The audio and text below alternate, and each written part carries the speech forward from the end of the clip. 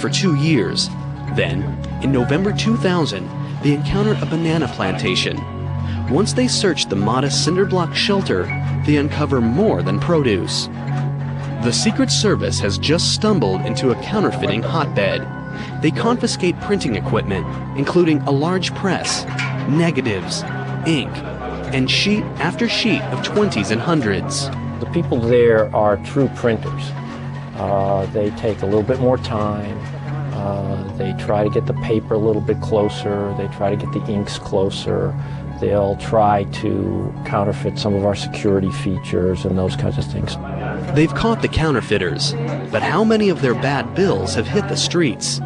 After matching the style of the money in the room to illegal currency that had been pulled out of circulation, the Secret Service determines that this small bunker had been in operation for 10 years, churning out $3 million in phony bills every week.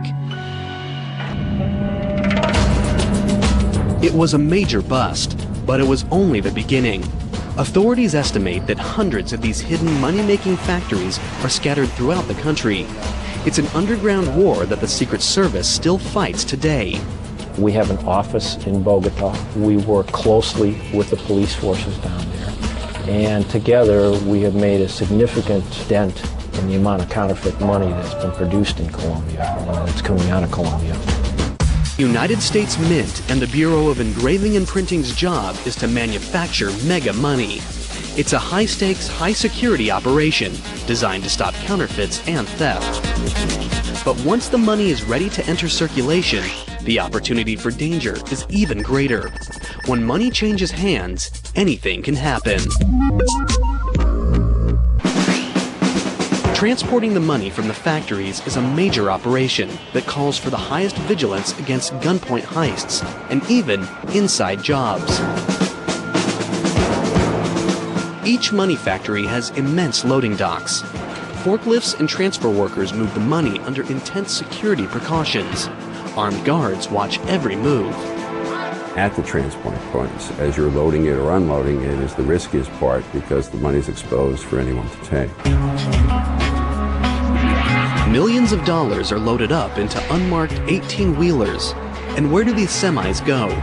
They're headed to a main depot. After that, armored cars drive the money to every bank and branch that's part of the Federal Reserve System. Created in 1913, the Federal Reserve is the central bank of the United States, the clearinghouse for cold, hard cash. It was created after a series of financial panics and financial crises that occurred in the late 19th and early 20th centuries. In these crises, people got concerned about their deposits at their local commercial banks. Today, there are 12 Federal Reserve banks nationwide, each serving a specific region of the country. The Federal Reserve is an intermediary between banks that have more currency than they need because they've taken in deposits, lots of deposits of currency, and banks that have a need for currency. And as that currency is deposited with us, and before it's sent out to the banks that have a need, we're like a filtering system. The Federal Reserve's giant vaults house the money until commercial banks need it. Then, armored cars take it straight to the banks. Once it hits circulation, currency passes through billions of hands. And billions of hands can do a lot of damage. An average bill circulates for 5 years before it's too tattered to go on. So how are bad bills pulled from circulation? When commercial banks receive cash, they in turn deposit it in the Federal Reserve Bank. It's here where all bills, the good, the bad, and the cruddy, come under close scrutiny. All 12 of the reserve banks have high-speed computer-controlled machines that count 40 bills a second, examining them with specially designed sensors to search for dirt, graffiti, and possible counterfeits. They send suspected fake bills straight to the Secret Service for examination. What happens to the old worn bills? They've got a date with the shredder. The Federal Reserve banks shred over $500 million a day.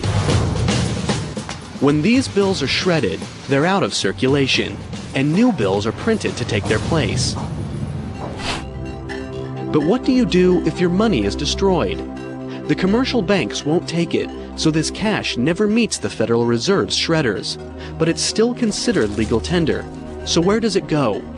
Back to where it all begins, the Bureau of Engraving and Printing.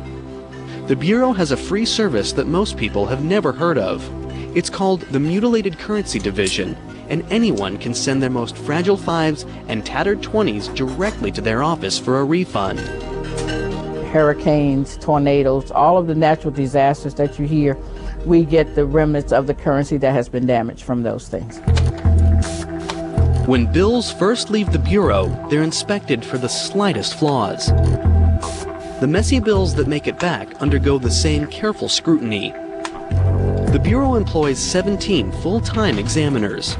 In 1 year, they can process over 25,000 claims of mutilated currency, worth nearly $100 million.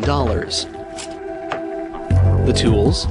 Tweezers, knitting needles, small knives, tape, and glue. It takes 6 years of on-the-job training to learn the trade. Putting mutilated money back together is like a puzzle. Examiners must be able to piece together more than 50% of each bill to give a refund. If the bills are legitimate, the Bureau will write a check for that amount. This cash was burned in a house fire. The ashes must be reconstructed. You have to go through and you have to figure out which piece goes where, what goes to what note. Handling all this money, though, can be a filthy job. These toxic bills were sent in after steeping in stagnant floodwaters. There are a lot of smells that come to this office. Smells that you probably wish you had never smelled. Between the Fed's shredders and the Bureau's mutilated currency team, over 1 billion bills are sidelined from circulation every week. Everyone dreams of having more money, so why can't the Fed just order more to be minted or printed? Money used to get its value from gold. A $20 note would be redeemable for $20 in gold. Today, the gold standard is no longer used. They now have a 5.7 cent piece of paper and are going to issue that as a $100 bill. In order to do that, they purchase collateral. They purchase treasury notes, bonds that they hold for that value, and they issue that note, and it is represented by the value held by the bank. Sort of like you're writing a check, and the value of that is made by the money that you hold in the bank. So that is really what it is. It really represents value. Essentially, the US dollar is only valuable because we say it is. It's because there's a full faith and credit of the United States behind that coin or currency. If the US government flooded the economy with more money, the value of that very same money would go down, leading to inflation.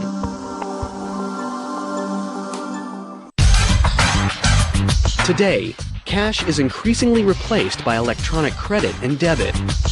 Is there a bleak future for money factories?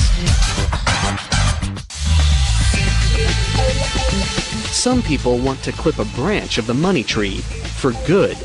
The penny, many argue, is quickly becoming obsolete. Others, however, believe the penny is an important icon we can't afford to lose. An organization that fights for the penny, Americans for Common Sense, was established in 1990 to educate Congress on the need to keep the penny. Their thought? Since it costs 0.07 cents to make a penny, the US government is making money off pennies. And after all, pennies are lucky. Well, we're all small and we saw a penny on the ground and we picked it up. Or maybe it's one of those issues where when you look at a penny, you realize good things come in small packages, that there's the small things in life which are wonderful. And I think the penny in many ways reflects that.